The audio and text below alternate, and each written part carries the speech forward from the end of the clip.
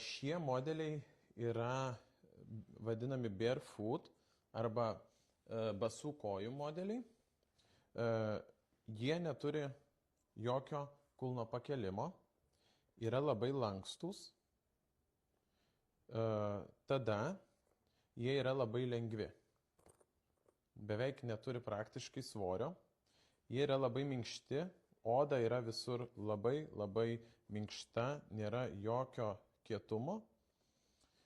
Taip pat šis modelis eina su odiniu vidpadžiu iš vidaus, kad koja neprakaituotų, būtų malonu juos avėti.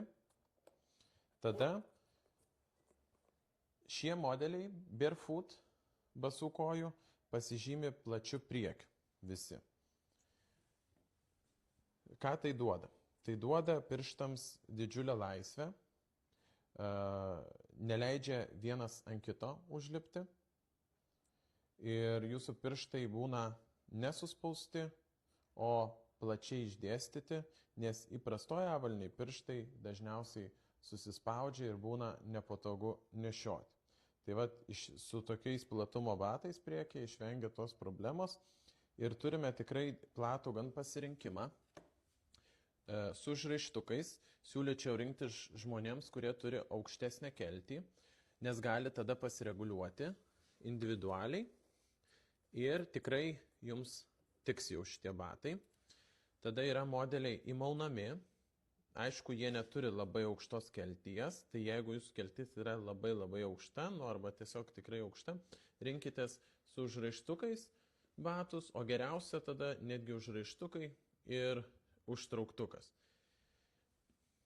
Tada yra perforuoti modeliai, tokie su taškiukais, jie labiau skirti yra vasarai, nes jie yra kiauri, praleidžia orą labai gerai, koja vasarą neprakaituos, tiek šitoks modelis irgi yra kiauras ir tiek toks irgi.